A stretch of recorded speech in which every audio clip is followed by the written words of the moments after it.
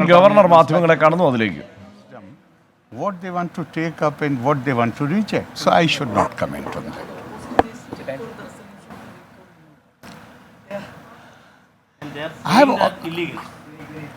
I have already told you that in fact if you are saying that they are insisting, then I will say that it will be good for all of us, including me, to read the Constitution, to be aware of what our duties are. I don't want to comment on, please you listen to my words carefully. I don't want to comment about those who are so irresponsible that they publicly say, publicly, it has been published by your papers, and I'm really, I shudder at the thought of what was said. I appointed so and so to such and such position because of his ethnic background. As a minister, when I have taken oath several times. When I take the oath, then I swear, I take oath that I shall do good to all manner of people without any feeling of favor or ill will. And here the limit of the all irresponsibility has been crossed. That when I was minister, I appointed so and so because he belonged to a particular ethnicity. My God, are we living in a banana republic? No, India is not a banana republic. India is not only a thriving democracy, but India is a rule of law society.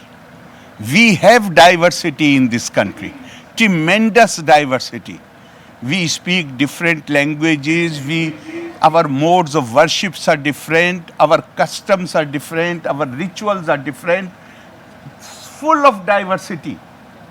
But we are one nation, we are one people, ultimately we are all Indians. How can we divide people on the basis of their, how can I say that I will favor her over her because she has a different background? So people who can be so irresponsible, what say about me, I leave it to them and I wish them best. But I request them, please read the Constitution. And I have no problem if somebody says anything against me, but be within the bounds of the Constitution. Sir, yesterday the opposition leader says in the floor of Kerala Assembly that you are violating the democratic principles and the pride of legislature. What is responsibility? I am part of the legislature. But first, you have not heard carefully what I said before. If you had heard carefully, then I think my reply is enough that it will be good if all of us behave responsibly and within the bounds of the Constitution. The second part of your question, the governor is part of the legislature. You think I will insult myself? You think I will say things against myself? I have a duty, not only a right. As governor, I have a duty to advise, to counsel, to encourage, and to warn about things which are happening. I shall continue to discharge my duties irrespective of what people who have no sense of responsibility say about me. Sir, Repeatedly saying that even yesterday there is no need of permission from the government to approach the Supreme Court. Even yesterday, he said. I have already told you, people are entitled to their views. You know, we have to hold different views is not a problem. why anybody should have problem? Why everybody should think alike? People can have different views.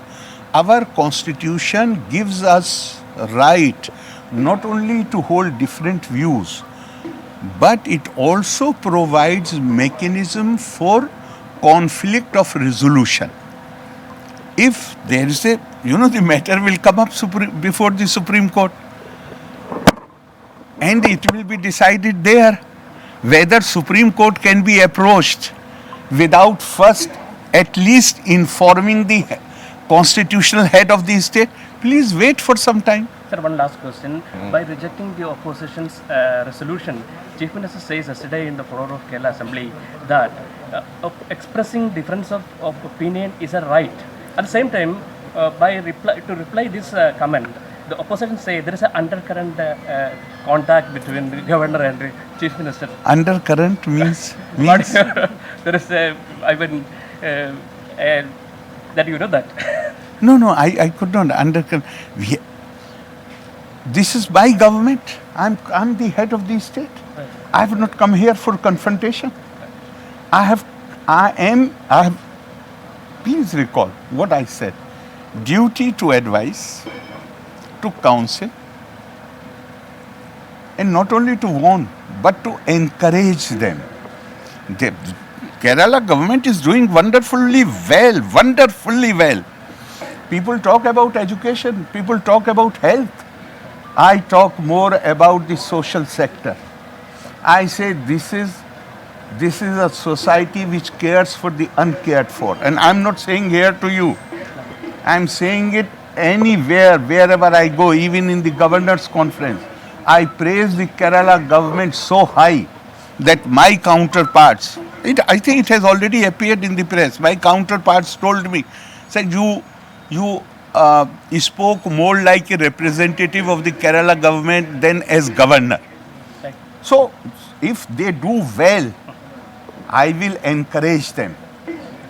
Encourage. What encourage means? I will encourage them. I will give expression to my admiration. But if I feel that some action is going to create problems, we should have, in my view, the states should have the kind of how India has been described. India, that is Bharat, is a union of states. This is how it has been. So we must have very cordial, very good relations. That is good, not only for the country, also good for the state. That we should have very cordial relations. If I see some deviation is taking place, then I have a duty to bring it to the notice of the government. That does not mean any confrontation. Yes. Thank you. Thank you. Okay. Actually, there are some major corrections in the translation of your declaration of policy. There are some major corrections in your translation of declaration of policy. Who did major corrections? Actually, the translating. The Translation made some corrections. And government seeks report from the officers.